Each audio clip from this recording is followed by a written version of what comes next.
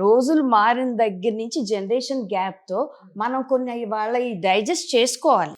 అన్ని ఆల్వేస్ మనం రూల్ చేస్తే కాదు కదా. మా లక్ ఏంటంటే అదే బిజినెస్ లో అతను ఉన్నాడు కాబట్టి ఆ డైజెస్ట్ చేసుకోవటం చాలా ఫాస్ట్ అమ్మా. సేమ్ ఫీల్డ్ కాబట్టి అసలు నిజంగా అదే గనక ఇప్పుడు మా నాన్నగారు ఆ రోజుల్లో ఆయన బిజినెస్ వేరమ్మా. అదే అంటున్నా. నన్ను టెక్నికల్ చేర్పించారు. అవును.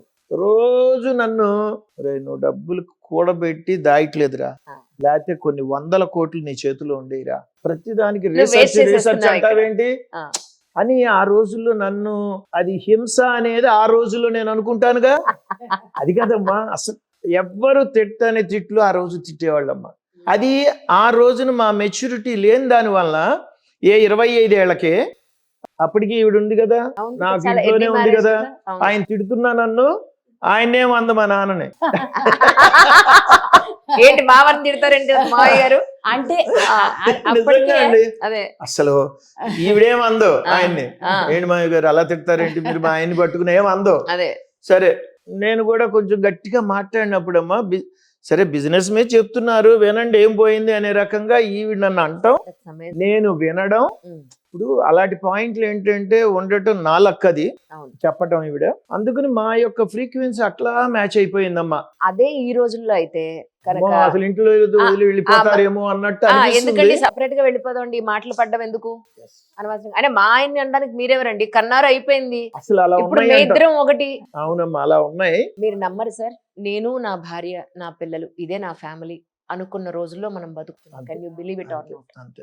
నో పెద్దవాళ్ళు, నో రెస్పెక్ట్, నో గౌరవం, నథింగ్ ఏమీ లేదు అసలు. అంతే ఇప్పుడు అంతేనమ్మా. మా అలాగే ఏంటంటే మాకు అలా నడిచిపోయింది, సేమ్ బిజినెస్ కాబట్టి. ఆడు 10 years 7 years మనోడు మనవరాలు.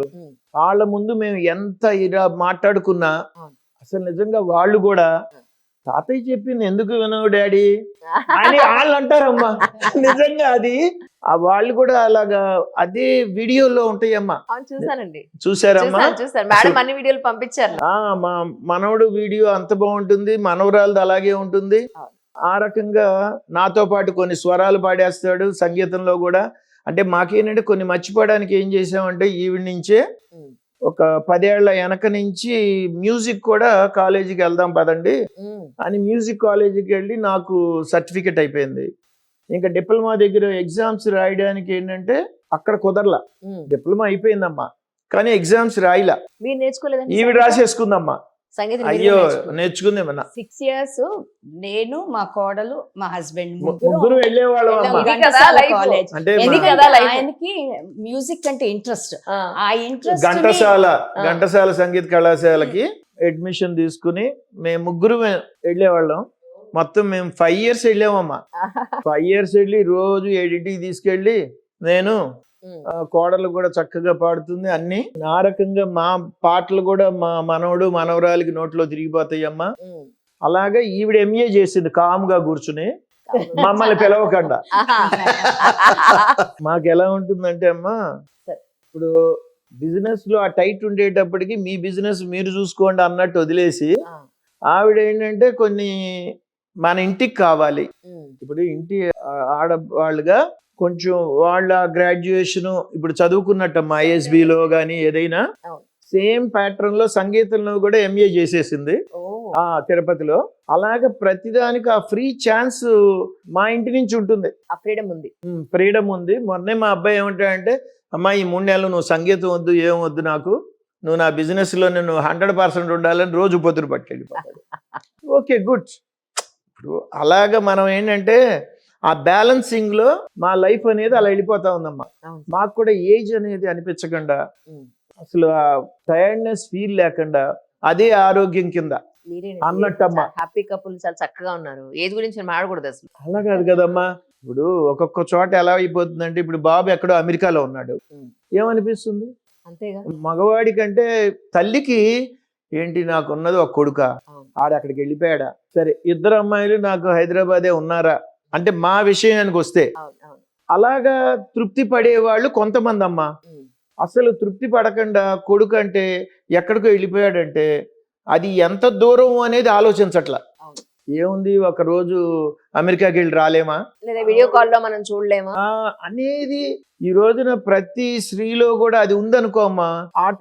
ఆ యొక్క మనస్సు బాధ గనక కనిపిస్తే అమ్మ ఫారెన్ లో ఉండిపోయాడు అని తల్లికి ఈయన బాధపడిపోతూ ఉంటాడు, హస్బెండ్ కూడా. జనరల్ గా జరిగే అన్ని అమ్మ. నేను లేటెస్ట్ గా నేను ఒక చోట అంత నా ఏజ్ గ్రూపే ఉంటారు ఒక చోట, అక్కడ ఒకటి కొన్న గెస్ట్ హౌస్ కింద కంపెనీకి. అక్కడికి వెళ్ళినప్పుడల్లా వాళ్ళ పిల్లలందరూ ఫారెన్ లో ఉన్నారండి, ఆ కంట్రీలో ఉన్నారని చెప్పటంలో బాధ ఉందే తప్ప సంతోషం లేదు. అలా అనిపిస్తుందమ్మా వాళ్ళల్లో. ఈ ఓదార్చడం అంటే మన వల్ల కాదమ్మా నిజంగా చెప్పాలంటే. అలాగ కొంత అది ఇక్కడ ఇండియాలో కూడా అంత ఆపర్చునిటీస్ లేవమ్మా. అక్కడ 10 లక్షలు వస్తా ఉందనుకోమ్మా, ఇక్కడ ₹1,00,000 అంటే ఏంటి, ఏం ఎంజాయ్ చేస్తాడు? పిల్లలు రేపు పుట్టిన తర్వాత ఏం చేస్తాడు? ఆపర్చునిటీ ఇక్కడ చూపిస్తున్నాడా? లేదు, గవర్నమెంటు చూపించట్లా. అలాగా మన వ్యవస్థ ఏంటంటే కొంచెం ఆ ఎకానమీలో అలా ఉంది. అలాగే ఫారిన్ కంపెనీస్ ఫుడ్ ఇండస్ట్రీకి ఎన్ని ఉండిపోయినాయి అమ్మా. అన్ని ఫుడ్ ఇండస్ట్రీస్ అన్ని ఫారిన్ వాళ్ళే.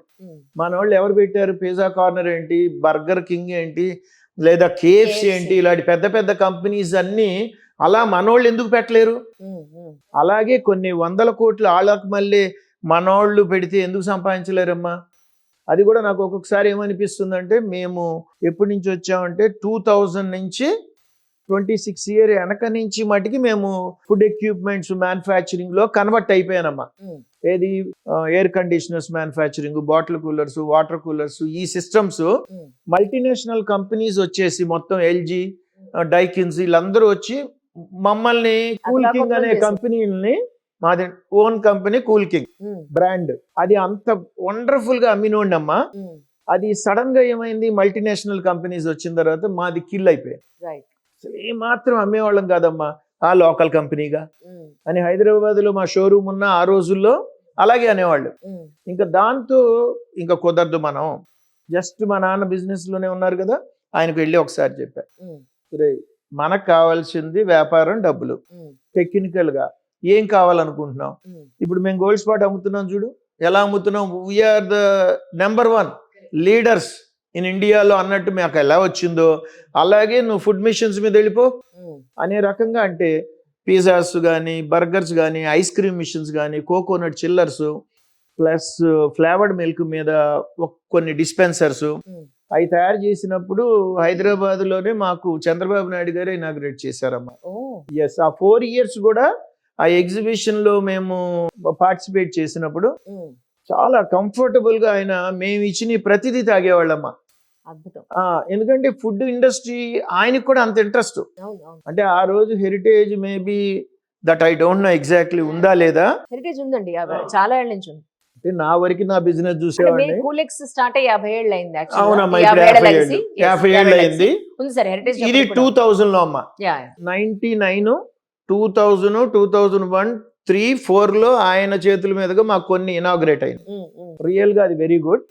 మొన్న మళ్ళీ ఇదే ఫుడ్ మిషనరీని డెవలప్మెంట్ ఇవన్నీ చూసి గవర్నమెంట్ మళ్ళీ అబ్బాయి అంటే సందేశ్కి, ఎండి కంపెనీకి, కూలెక్స్కి మొన్న మళ్ళీ మాకు ఎంఓయు మళ్ళీ సీఎం గారితో, అదే సీఎం గారితో చంద్రబాబు నాయుడు గారితో జరిగింది. చెప్పారా 50 ఏళ్ల క్రితం ఇలా మనం కలిసామండి? కోడలు అక్కడ ఫోటోలు అన్ని చూపించి చెప్పిందమ్మా. చెప్పింది. ఎందుకంటే 25 years తర్వాత అయ్యే సేమ్ ప్రోడక్ట్స్ మళ్ళీ ఎంఓయు విత్ స్టేట్ గవర్నమెంట్. అంటే అబ్బాయి మార్చల బిజినెస్ ని సేమ్ అదిదమ్మా. దాన్ని ఏంటంటే వాల్యూమ్ పెంచారు.